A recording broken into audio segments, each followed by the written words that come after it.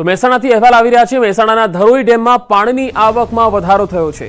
ઉપરવાસમાં સારા વરસાદના કારણે આવકમાં વધારો થયો છે। હાલ ડેમમાં 8056 ક્યુસેક પાણીની આવક છે। હાલમાં ડેમમાં પાણીનો 36.87% જથ્થો ઉપલબ્ધ છે। તો મહેસાણાના ધરોઈ ડેમમાં પાણીની આવક થઈ રહી છે। હાલ પાણીનો જથ્થો 36.87%નો છે અને હાલ ડેમમાંથી 8056 ક્યુસેક પાણીની આવક જે છે એ થઈ રહી છે। હાલ ડેમનો જે પાણીનો જથ્થો છે 36.87% જથ્થો ઉપલબ્ધ છે। આ ધરોઈ ડેમ કે જે ઉત્તર ગુજરાતનો જીવાદોરી સમાન ડેમ કહેવાય છે। અહીંથી પાણી જે છે એ સિંચાઈ માટે ખેડૂતોને આપવામાં આવતું હોય છે। ત્યારે ઉપરવાસમાં સારો વરસાદ થયો છે, તેના કારણે આવકમાં પણ વધારો થયો છે।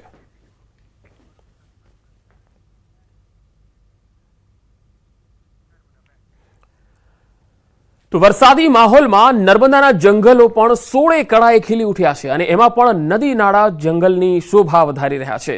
સ્ટેચ્યુ ઓફ યુનિટી સાથે સાથે લોકો ઝરણા ધોધ પણ જોવા આવી રહ્યા છે। આ તસવીરો જુઓ, દૂર દૂરથી પ્રવાસીઓ નર્મદામાં નજારો જોવા આવી રહ્યા છે। તેમાં પણ વિંધ્યાચલની ગિરિમાળામાંથી વહેતા ઝરણાનો આહલાદક નજારો સર્જાયો। ત્યારે ઝરવાણી ગામ પાસે 40 ફૂટની ઊંચાઈથી પડતા પાણીના ધસમસતા પ્રવાહને જોવા હજારો લોકો આવી રહ્યા છે। 10,000થી વધુ પ્રવાસીઓ અહીંયા નોંધાયા છે, જ્યારે સ્ટેચ્યુ ઓફ યુનિટી ખાતે 50,000થી પણ વધારે પ્રવાસીઓ નોંધાઈ રહ્યા છે।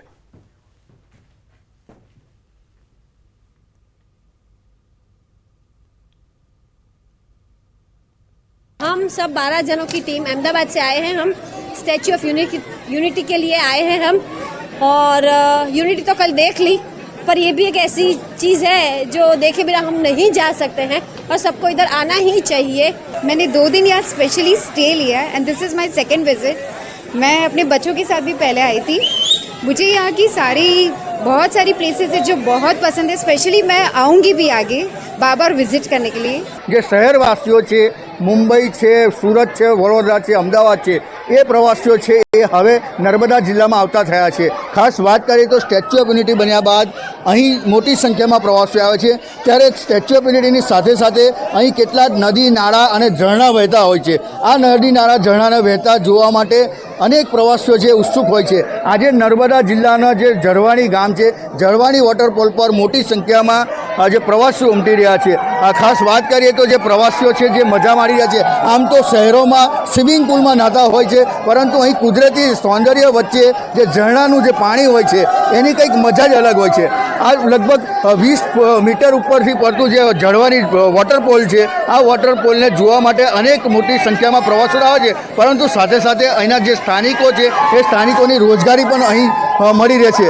એટલે કહી શકાય કે જે સ્ટેચ્યુ ઓફ યુનિટી બન્યા બાદ હવે જે ધીરે ધીરે જે પ્રવાસીઓની સંખ્યામાં વધારો થતો જાય છે, ત્યારે સ્ટેચ્યુની સાથે સાથે નર્મદા જિલ્લામાં આવેલ કુદરતી સૌંદર્ય સાથે સાથે નદી નાળા અને ઝરણા પણ હોટ ફેવરિટ પ્રવાસીઓના બની રહ્યા છે। દીપક પટેલ, ન્યૂઝ 18 ગુજરાતી, નર્મદા।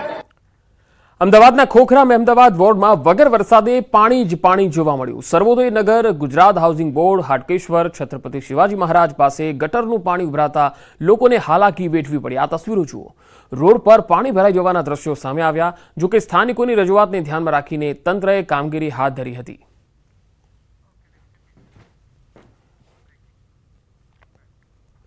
સુરતના પલસાણામાંથી નશાની ફેક્ટરી ઝડપાઈ। ગુજરાત એટીએસના કારેલીમાં દરોડા, ડ્રગ્સ જેવું કેફી પદાર્થ બનાવી અને ફેક્ટરી ઝડપાઈ છે। પતરાના શેડમાં આ ફેક્ટરી ધમધમતી હતી।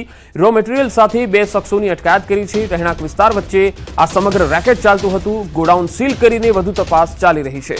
આ ડ્રગ્સ બનાવવાનું રો મટીરિયલ ક્યાંથી આવ્યું અને કોણ કોણ સંડોવાયેલું છે તેની તપાસ ચાલી રહી છે।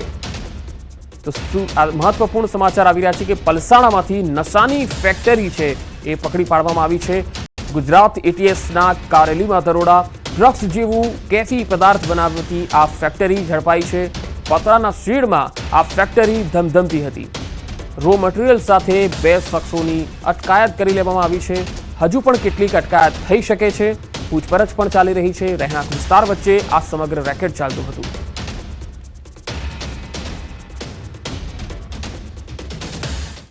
વધુ માહિતી સાથે સંવાદદાતા કેતન પટેલ જોડાયા છે મારી સાથે। કેતન, આ જે ફેક્ટરી પકડાઈ છે તેમાં કેટલા લોકો હતા જે અને કેટલા સમયથી આ ફેક્ટરી ચલાવતા હતા?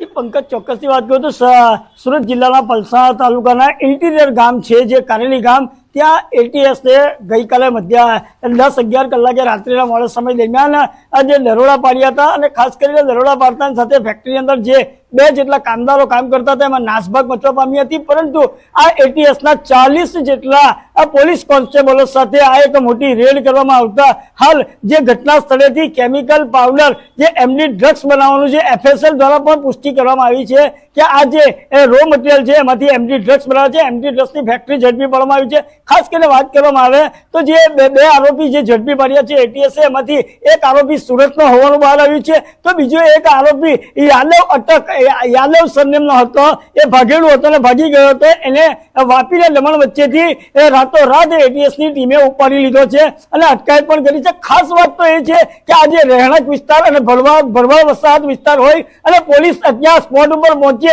એની શંકાનો જે અંતર્ગત ખાસ કરીને એટીએસના કર્મચારીઓ પણ ભરવાડનો વેશ ધારણ કરીને આ એક રેડ કરી હતી। લોકોમાં ખબર પડે કે આ પોલીસ નથી અને ભરવાડ છે, એ રીતના આ દ્રશ્યો જોવા મળ્યા હતા। અને ખાસ કરીને આ જે કારખાનું ચાલતું હતું એ ડ્રગ્સ બનાવવાનું, એ કોઈ ભાડે આપ્યું હતું અને ભાડા કરાર છે કે નહીં અને આ જે ચૂના બનાવવાની ફેક્ટરીનું એક નામ લઈને ભાડે લેવામાં આવ્યું હતું, પરંતુ ચૂનાની આગની અંદર શોર્ટકટમાં સારા રૂપિયા અને જલ્દી રૂપિયા કમાવાની લાલચ છે એમડી ડ્રગ્સની ફેક્ટરી આ ચાલતી હોવાનું એક બાતમી એટીએસને મળતા હાલ 2 આરોપીની ધરપકડ કરી છે।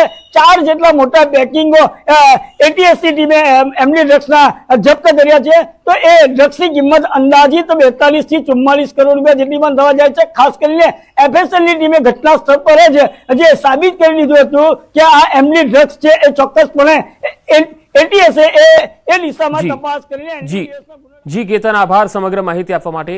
તો રહેણાંક વિસ્તાર વચ્ચે જ આ આખું રેકેટ ચાલતું હતું, હવે તપાસમાં વધુ કેટલાક નામો પણ ખુલી શકે છે।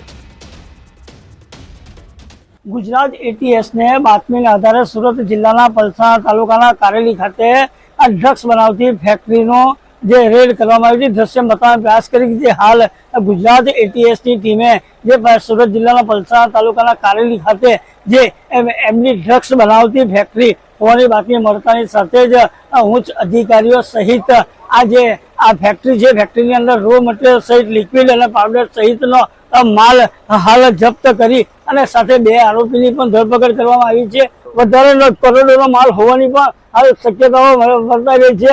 ખાસ કરીને એટીએસના ઉચ્ચ અધિકારીઓને પણ પૂછવામાં આવ્યું છે, હજી ફરિયાદની કામગીરીઓ થશે અને ત્યારબાદ સંપૂર્ણ વિગતો પણ આપવામાં આવશે। દ્રશ્યમાં જોઈ શકો છો કે આ જે ફેક્ટરી હતી, આ ડ્રગ્સ બનાવતી ફેક્ટરી હતી, એને સીલ કરી લેવામાં આવી છે અને આ જે ફેક્ટરીની અંદર આ જે રો મટીરિયલ સાથે 2 આરોપીની પણ હાલ અટક કરવામાં આવી રહી છે, ચોક્કસપણે એટીએસના અધિકારીઓ દ્વારા માહિતી મળવા પામી છે। કેમેરામેન શ્રી રાઠોડ સાથે કેતન પટેલ, ન્યૂઝ 18 ગુજરાતી, કારેલી, સુરત।